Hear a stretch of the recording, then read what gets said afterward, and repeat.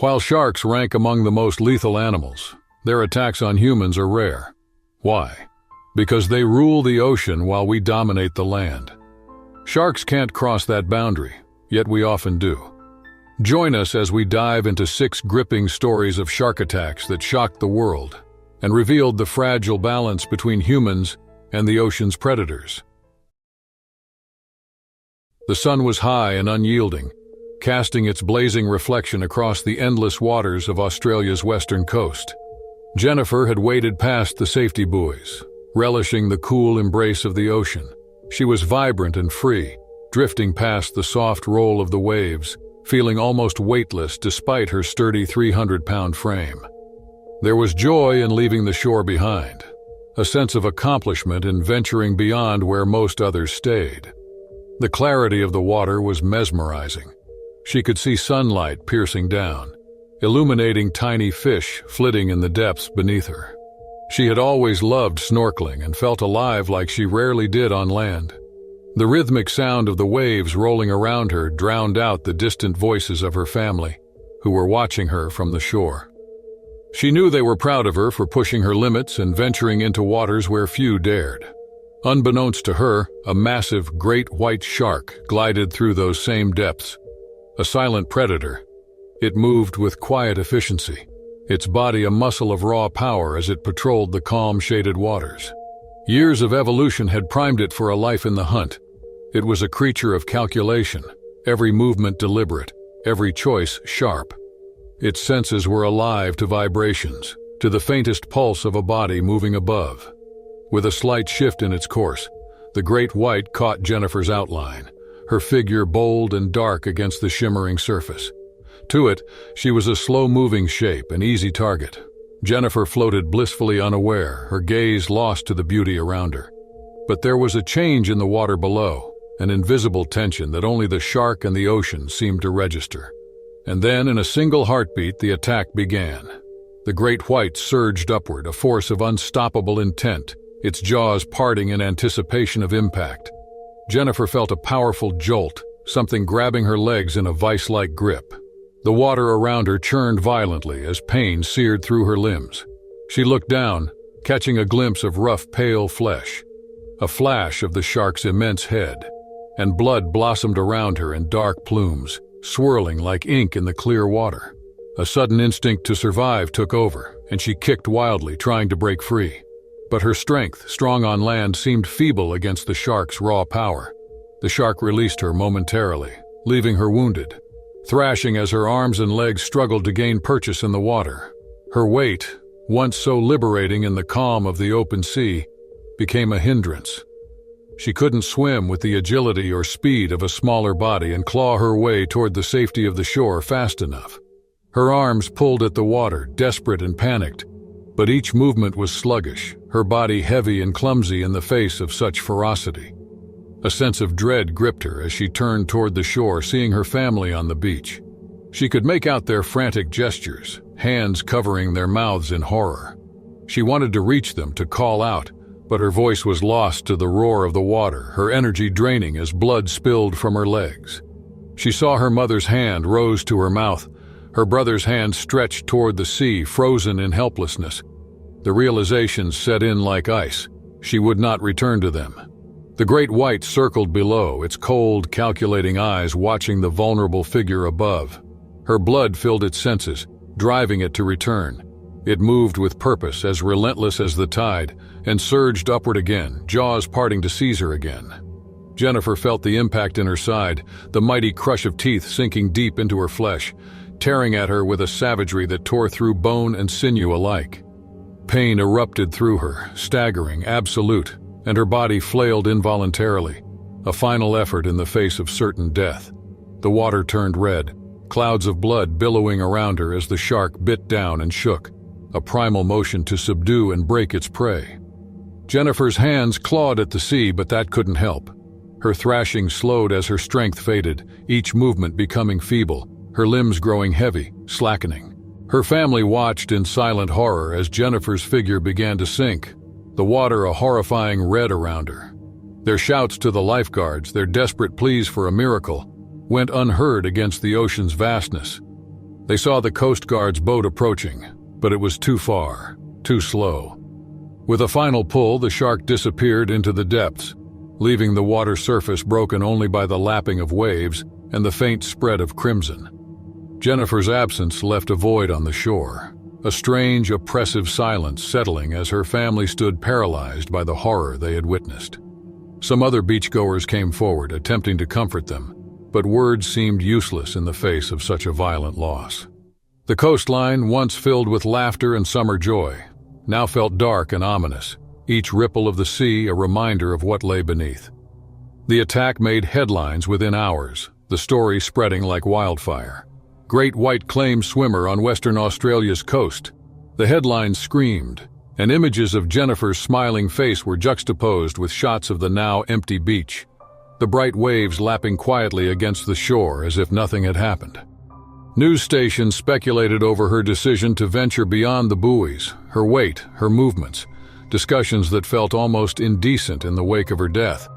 For weeks, her story haunted beachgoers and families across the globe, rekindling primal fears about the ocean's hidden dangers. Experts debated the risks, locals shared rumors of other sightings, and lifeguards enforced stricter rules on where people could swim. Her name became tied forever to that beach, to the primal fear of dark open water. Her story was whispered by those who felt its weight. The sun blazed over Thailand's clear waters, casting a shimmering glow across the secluded bay where Emma snorkeled. Emma, a famous travel influencer, had built a massive following with her adventurous spirit and willingness to embrace risks few dared to take.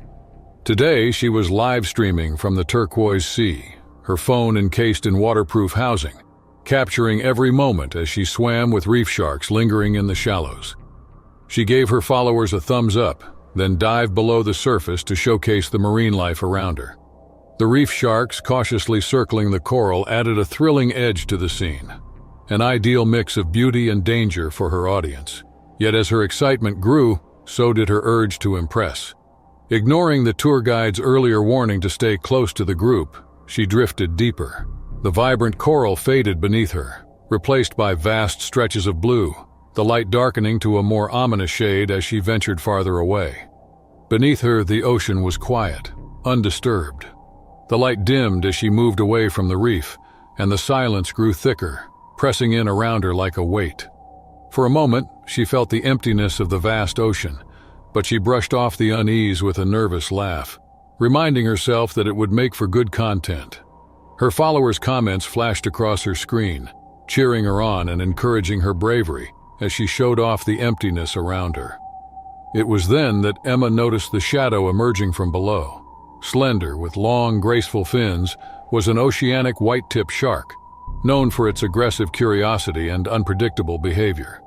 She could see its distinct white-tipped dorsal and pectoral fins as it glided toward her, a streamlined predator whose sharp instincts were honed to detect the slightest movement, the faintest hint of vulnerability. At first, Emma laughed nervously into her phone, pointing it toward the approaching shark. She thought it was a harmless visitor, perhaps just another part of her thrilling experience. She glanced back at the boat in the distance, her group no more than small, indistinct figures against the horizon. She'd gone too far for anyone to reach her quickly. As she trod water, the white-tipped shark began to circle. Its movements were slow, deliberate, each pass bringing it closer. Emma's laughter faded as the shark brushed beneath her, a shadow of rippling muscle and sleek power. Her heart quickened and her breathing grew ragged, but she kept filming, gripping her phone with trembling hands. The comments kept rolling in, but her attention drifted from her viewers' praise as an instinctual fear set in. The shark circled tighter, each pass like a silent taunt. It moved closer, close enough for her to see the cold gleam of its dark eyes. Her pulse thundered in her ears as she realized the situation was far from a controlled dive near the reef. She was alone, vulnerable in the open ocean, her body floating as the shark's focus remained fixed on her. She tried to stay calm, reminding herself of what she had heard about shark behavior, that sudden movements or perceived threats spurred most attacks. But her fear was palpable, filling the water with a presence as tangible as her own body. She felt desperate to swim back to the boat but knew the movement might provoke the predator. So she waited, hoping it would lose interest, trying to stay still even as her muscles trembled. Suddenly, the shark lunged. It struck with a speed that defied its earlier calm, jaws snapping shut around her leg. The impact was brutal, a searing bolt of pain shooting up her thigh as rows of serrated teeth bit into her flesh. Emma's scream was silent in the water, her mouth open in a distorted gasp as her phone slipped from her hand, drifting downward, still recording as it spun slowly through the water. Her hands instinctively reached for her leg, her fingers coming away dark with blood. She tried to kick free, but the shark held firm, its grip relentless as it shook its head, pulling her deeper with each shake. Emma's body jerked with every movement. The pain was overwhelming, her struggle only feeding the shark's primal drive. Her vision blurred with panic and agony, the ocean around her darkening as her blood spread in thick clouds through the water. The shark released her momentarily, leaving her disoriented and barely able to tread water, her injured leg dragging limply beneath her. She was still in shock, her mind struggling to process the sudden violence, the horror of it all. She tried to push herself upward, to force her way toward the surface and the distant figures on the boat. But the effort was futile. The ocean felt heavy, its indifference a silent answer to her desperation. The white-tipped shark circled back, the taste of blood drawing it again toward her struggling form. Emma's arms thrashed weakly, her body slow and sluggish as her strength ebbed away. She barely had time to register the shark's return before it struck once more, jaws closing around her shoulder, teeth puncturing deep into her flesh. She felt herself pulled downward, deeper into the cold, darkening water. Each bite, each brutal tug drained her of life, her body limp as the shark's ferocity consumed her. Emma's phone floated on the surface, bobbing gently in the waves as her live stream continued. Her viewers, horrified, had seen every terrifying moment. The shark's approach, her initial laughter, the sudden attack, her helpless struggle. The screen captured only the distant splashes and the red-stained water, a chilling testament to the tragedy unfolding.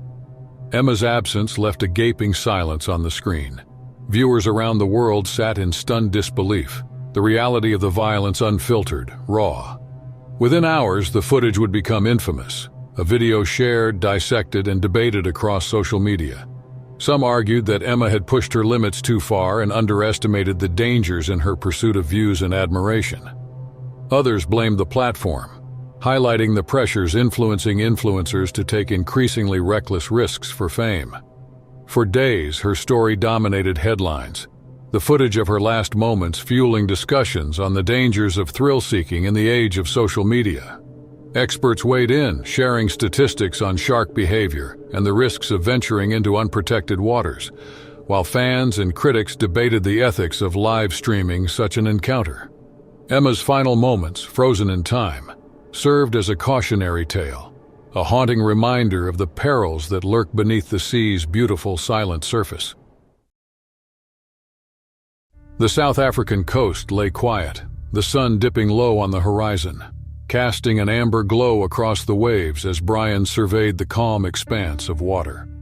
For years, he had guided eco-tourists to witness the marvels of marine life, teaching them about conservation, balance, and respect for the ocean's power. He believed in responsible tourism, in giving people an understanding of these waters, while respecting the wild creatures that called it home. Today was the last day of the trip, and the tourists were excitedly clustered on the boat. They'd seen seals, dolphins, and even the majestic shadow of a distant whale passing beneath the boat. Brian felt a sense of pride watching them. Their faces shone with newfound awe for the ocean's mysteries. To close the trip, he decided to take a short solo swim near the boat to show the tourists the possibilities of responsible engagement, a demonstration of trust between humans and nature. He wanted to reinforce that, done right, the water held no danger to those who entered with respect. Brian slipped off the back of the boat, the water calm and clear against his skin. He swam out a little further, relishing the quiet solitude of the sea. It was an area he knew well, but he was aware of the risks. Even in his experience, he knew the sea was never entirely predictable. He moved carefully, mindful of his surroundings, gliding through the water with smooth strokes, his body calm and steady. But below him, the remnants of the day's catch, A few fish that had inadvertently been left behind, drawing in smaller creatures, had unknowingly attracted a larger, more menacing visitor. A bronze whaler shark prowling the coastal feeding grounds had detected the scent of fish flesh carried through the water. It was hungry, driven by instinct, a predator honed to perfection by millennia of evolution. Its movements were slow and deliberate, eyes sharp and senses alert as it glided through the blue, homing in on the source of the scent. Unaware of the dark shadow moving in the depths, Brian floated on, savoring the experience. His body cut through the water as he turned to give the tourist a wave, hoping to convey the harmony he felt with the ocean, a reminder that it was possible to be in this environment without harm. The tourists clustered on the boat's edge waved back, some with cameras pointed toward him. In the next instant, that calm was shattered. With terrifying speed, the bronze whaler shot up from below, drawn by the movement and smell. Brian barely had time to react. A searing, powerful impact drove into his leg, and he felt the sharp, crushing grip of teeth piercing his flesh. His mind registered the predator's immense strength in a split second of white-hot pain as it yanked him downward, jerking his body through the water. Instinctively, he tried to kick free, but the shark's jaws were locked around his thigh, its serrated teeth tearing through muscle and sinew with terrifying efficiency. Panic coursed through him as he thrashed, the weight and power of the creature too great to escape. He felt the chill of the ocean seep deeper as blood streamed from his wounds, mixing with the water, a dark cloud that billowed around him, fanning out like a flag of surrender. Above, the tourists on the boat saw the crimson plume spreading, their initial excitement melting into confusion and then horror as they realized what was happening. Cameras dropped as hands flew to mouths, gasps and shouts of terror breaking the silence that had hung over the tranquil sea moments before. The shark, driven by the taste of blood and instinct, released him momentarily, circling back to assess its prey. Brian, desperate and bleeding heavily, tried to swim toward the boat, each stroke weaker than the last. His leg throbbed with blinding pain, each movement tearing at the ravaged tissue as blood continued to spill from his wounds. His body, once so solid and sure in the water, felt slow and cumbersome, weighed down by the inevitable pull of gravity and exhaustion. The predator returned, lunging again, this time with finality. Its jaws clamped onto his torso, teeth sinking in deeper, and with a brutal twisting motion, the shark dragged him beneath the surface. His last glimpses of the world were lost in a turbulent swirl of red and blue as he was pulled downward, deeper into the depths where light began to fade. On the boat, his team and the tourists could do nothing but watch as the ocean's surface settled, the once clear water now clouded with blood and disturbed by faint ripples where he had vanished. The shock immobilized them. A day meant to inspire respect for the natural world, he had become a visceral reminder of its ferocity and indifference to human intention. In the hours and days that followed, rescue teams and authorities scoured the waters for any sign of him, holding out hope for a miracle they knew was impossible. Pieces of fabric and equipment floated to the surface, bits and pieces of his life strewn across the waves as the ocean gave up only fragments. Finally, they found remains washed ashore further down the coast, a bitter conclusion to their search and the only closure his team and family would ever receive. The tourist returned home haunted by the memory of what they'd witnessed, recounting the attack with trembling voices, their tales becoming part of the coastal lore of that stretch of South Africa. News of Brian's death spread quickly, a story that captivated the public, turning him into a cautionary tale, a stark reminder of the dangers inherent in the wild places he had dedicated his life to protecting. For Brian's team, the tragedy brought a new, sobering perspective. They had always known there were risks in bringing humans into proximity with wild predators, but they had believed their ethical approach would keep them safe. Now they found themselves questioning everything. Had they crossed a line? Was the risk worth the reward no matter how carefully they had tread? They wrestled with a sense of guilt, with the haunting knowledge that the adventure Brian had so carefully crafted had cost him his life.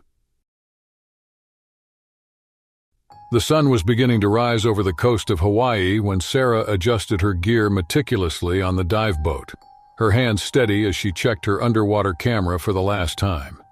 She was an underwater photographer with years of experience capturing marine predators, known for her stunning close-up shots of creatures that many would never dare approach. Today she was eager to explore the remains of a famous shipwreck resting on the ocean floor and shrouded in history. As the boat neared the dive site, her dive team immediately briefed her on the known risks. Tiger sharks frequent these waters, patrolling the depths with a watchful, curious presence. Sarah had heard stories of their encounters with divers and knew their unpredictable nature, but she was confident in her skills and dismissive of the danger. She had photographed sharks countless times before and trusted her instincts in knowing how to maintain her calm and remain non-threatening. She took one last look at the distant shore, a faint line of green and white against the horizon, before she slipped overboard and descended into the darkening blue below. The water grew cooler as she went deeper, and soon the wreck came into view, its jagged silhouette a haunting sight against the seabed. Rusted metal and corroded beams jutted out, encrusted with coral and home to all marine life. The shipwreck exuded a quiet power, a relic from another time frozen in decay. Sarah felt a thrill of awe as she drifted closer, her camera poised and ready. Schools of fish darted through the wreck's hollowed chambers, and the coral clinging to its structure was vivid with color in the dim light filtering down from above. After a few moments, she became engrossed in her work. Her camera flashed, capturing the stark lines of the wreck, the fragile beauty of corals and the vibrant sea life that had made this eerie place its home. She floated in complete immersion, adjusting her position for a better angle as she slowly moved around the wreck, avoiding disturbing the delicate ecosystem. But then, from the corner of her eye, she noticed a shape larger than any other fish she had seen. It moved with a deliberate, unhurried grace. A tiger shark, its striped body powerful and sleek, was approaching. Sarah knew it was massive, likely one of the area's oldest and most experienced predators. Its eyes, dark and expressionless, were locked on her with an almost unsettling curiosity. She felt a spike of fear but stilled herself, focusing on controlling her breathing. In all her years, she'd learned that panic was the worst enemy in such situations. She hoped that if she stayed calm, it would merely inspect her and pass by. The shark circled slowly, each movement measured as it closed the distance, the flash of her camera flickering in the water like a strange beacon. Sarah's heart hammered as she realized it was reacting to the flashes, each burst of light drawing its attention back to her. The animal was far too close now, its immense head drifting toward her in a calculated approach. The fine hairs on her neck prickled as she braced herself, aiming to remain as still as possible. Then, in an instant, the shark lunged. Its jaws opened wide, revealing rows of sharp teeth, and Sarah had only a split second to twist away. She kicked herself backward, her legs fighting the drag of the water. Her camera clutched tightly in her hands. She knew she couldn't swim faster than the shark, but her instincts urged her to try and create space between them. She hoped the flash was just a momentary curiosity for the shark and that it would lose interest. But the shark's movements were relentless. It surged forward again, its mouth closing inches from her, brushing against her equipment with a thudding impact that reverberated through her body. The animal seemed agitated, its interest in her escalating with each second. Her attempts to ward it off with gentle swipes of her camera backfired. The shark misinterpreted her gestures as aggression or perhaps a form of play. In a desperate bid to shield herself, Sarah backed against the wall of the wreck. The jagged metal pressed into her back, cold and unforgiving, trapping her as she struggled to find any remaining escape route. The shark lunged again, its body striking her with such force that her mask was jarred loose, her oxygen tank scraping against the wreck. Her vision blurred as salt water seeped into her mask, stinging her eyes, and her breathing became erratic. She felt the weight of her oxygen tank straining, each breath harder than the last as the regulator struggled to compensate. Her pulse pounded and her strength waned as she clung to the wreck, now feeling entirely trapped. She knew that if she let go, there was no escaping the beast. Another sudden hit from the shark sent her spinning, her body bouncing off the metal wreckage, leaving scrapes along her arms and legs. Her oxygen gauge, which she could barely see, showed critical levels. In one final assault, the shark rammed her once more, dislodging her tank. Her oxygen supply was cut out. She fought the encroaching silence, her mind growing hazy, her limbs struggling feebly. Her lungs burned as they craved air that wasn't there. And in those last moments her mind quieted, leaving her suspended between the cold metal of the wreck and the open blue expanse beyond as the shark circled for one final pass. On the surface, her dive team waited, unaware of the horror below. They had lost sight of her when she ventured to the wreck's far side, assuming she was exploring an exciting find. Minutes stretched until one diver checked his watch and noticed she was overdue. Anxiety set in and they scrambled to search for her, hearts pounding with unspoken fear. When they reached the wreck, they froze. Her camera drifted, caught on a fragment of metal, and beside it, her lifeless body floated, her oxygen long depleted. The ocean held her gently, its calmness a stark contrast to the violence that had claimed her. The tragedy rippled through the diving community. News of her fate spread quickly, with somber reports detailing her final dive and fatal encounter with a tiger shark. Friends and colleagues mourned the loss of a skilled photographer who captured beauty where few dared to go. Her story became a cautionary tale, a reminder of the ocean's dangers and the respect it demands. Her story lingered for thrill seekers drawn to wild places, a ghostly warning whispered by the waves. The California sun blazed down on the crowded beach, bathing the shoreline in a golden warmth that seemed to touch everything with a sense of calm. The waves rolled in gentle crests, their rhythm soothing and predictable, as families splashed in the shallows, children shrieking with laughter while lifeguards watched the crowds. Among the beachgoers was 65-year-old Sam, grinning as he bobbed in the water alongside his young granddaughter, Lily. She was his joy, laughter, and a living reminder of youth, and today was special. A day he had promised to spend entirely in her company, sharing in the wonder of the ocean. Sam had always loved the beach with its peace and excitement.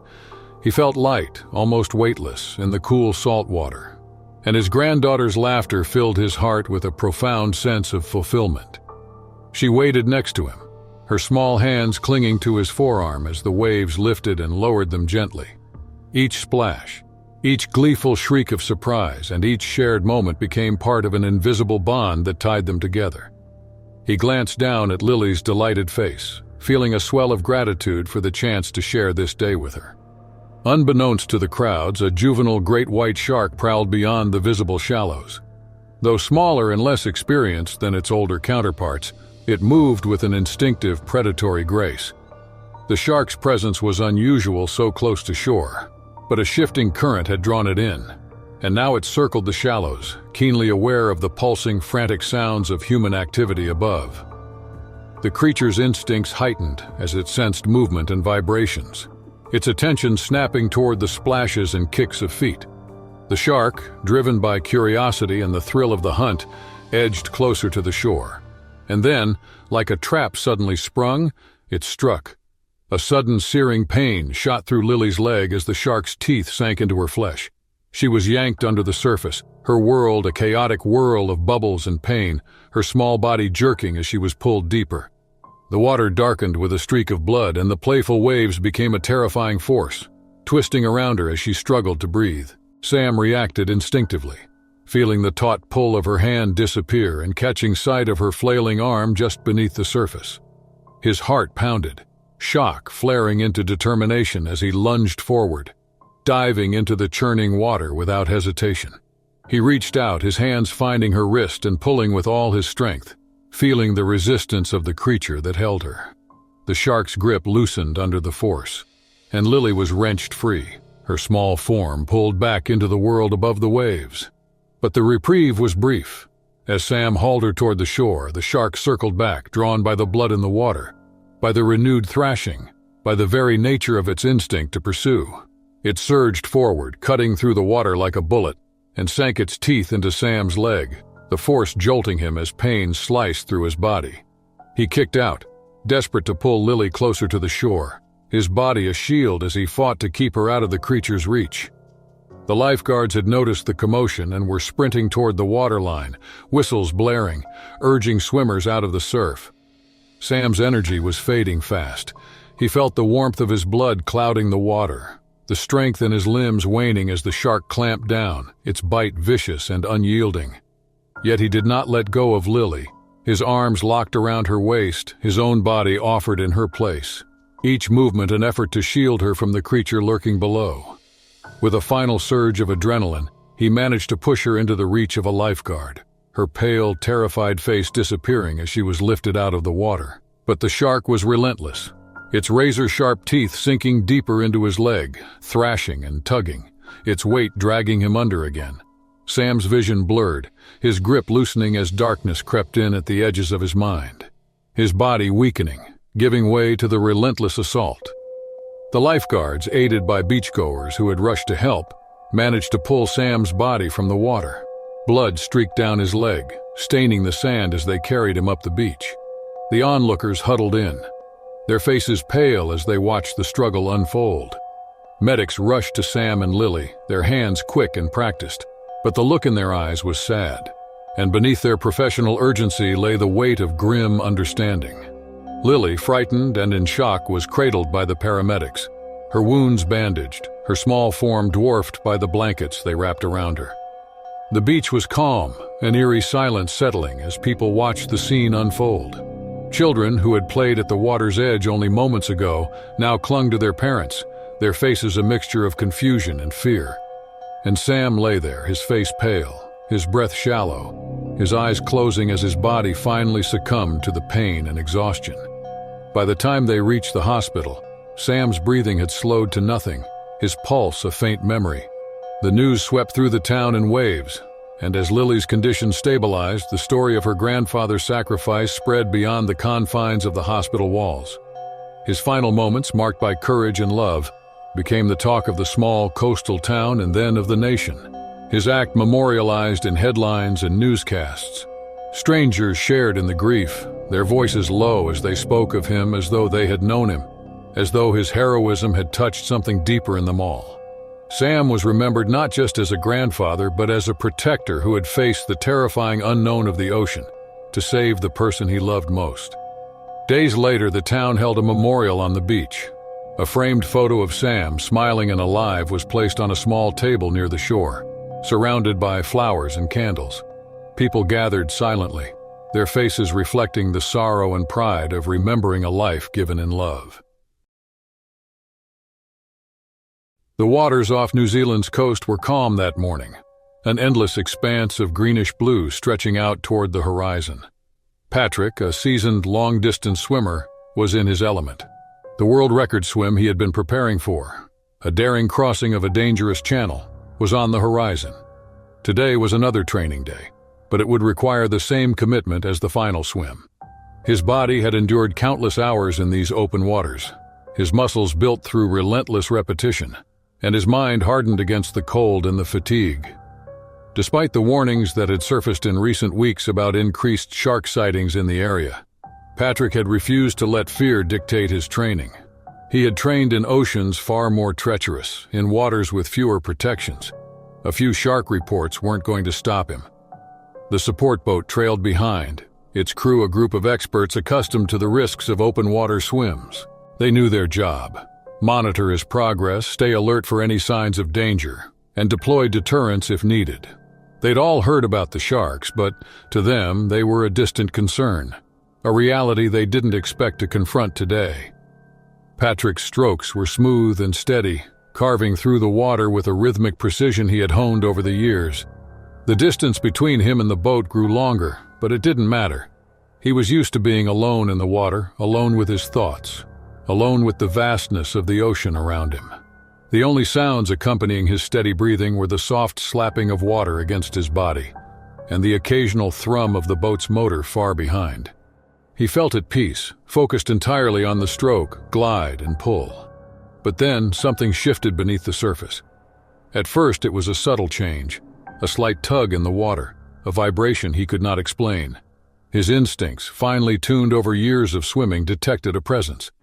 Patrick had no way of knowing, but just beneath the surface, a mako shark had been drawn to the powerful rhythmic strokes that disrupted the water's calm. With its sleek, predatory form, the shark moved closer, curious at first, then more intent. To the shark, Patrick's vigorous movement signaled potential prey, a wounded fish thrashing in the open water. The shark's instincts were finely honed. evolved to detect the slightest signs of weakness in its environment, and Patrick's steady strokes, although purposeful, were a signal it couldn't ignore. The crew aboard the boat noticed the sudden change in the water. One spotted the fin first, its sharp dorsal slicing through the water like a dagger. The boat's engine throttled forward in a rush of urgency, a wave of panic surging through the crew. They scrambled, yelling orders, trying to deploy the shark deterrents quickly. But it was already too late. The shark, faster than they could react, had made its approach. Patrick felt it before he saw it. The water around him seemed to ripple, the sensation almost invisible, as though something large and powerful was closing in from below. He looked around, scanning the waters, his breath catching in his throat as he saw the unmistakable dorsal fin cutting through the surface. His heart rate spiked. It was too late to make it back to the boat in time. The shark was moving too quickly, too decisively. Panic surged, but Patrick fought it back, his years of experience forcing his mind to focus. He tried to speed up, to create distance, but his arm was already feeling the strain of hours of swimming. His movements grew more frantic, his strokes less controlled. The fin moved closer, circling with a predatory patience, and Patrick's body stiffened. The crew on the boat shouted at him, their voices faint over the distance, but the pounding of his own heart drowned out their warnings. In a blur of movement, the shark made its move. It lunged with terrifying speed, its mouth opening wide. The water around Patrick exploded as the shark's teeth sank into his right arm. The force of the attack knocked him off balance, and his body twisted in the water as he tried to pull away. The sharp pain in his arm was immediate, raw, and excruciating. The shark held on, its massive jaws locked onto his flesh as it shook him like a rag doll, dragging him through the water with a brutal, unrelenting force. Patrick's vision blurred with pain as he fought to break free. Desperate, his other arm flailed in the water, but his movements were slow and uncoordinated. The shark's grip was firm, and Patrick could feel the flesh of his arm tearing under the pressure. His mind screamed at him to escape, to make it back to the boat. But his body was already faltering, his strength dissipating as blood poured from his wounds. The boat's crew finally reached him, pulling the shark deterrents into position. But the shark was already retreating, leaving Patrick bruised and broken in the water. Patrick's support crew scrambled to pull him aboard the boat, their faces pale with shock. He was limp in their arms, his right arm hanging uselessly, blood spilling into the water around him. The pain was overwhelming, but Patrick's mind, always razor-sharp under pressure, began to process the situation. He had survived, but at what cost? His arm was gone, shredded beyond recognition, the damage too severe for any hope of recovery. As they rushed him back to shore, the aftermath settled over him like a heavyweight. Patrick's physical trauma was only part of the story. The media soon latched onto the incident, his survival marked by the shocking loss of his arm. Headlines worldwide speculated about the cost of his ambition, the risk he had taken for the sake of a world record. The extreme sports world, once enthralled by his determination, now debated the ethics of pushing the limits of the human body and the dangers of swimming in shark-infested waters. Many argued that the cost of chasing a world record was too high, especially regarding the price of one's safety.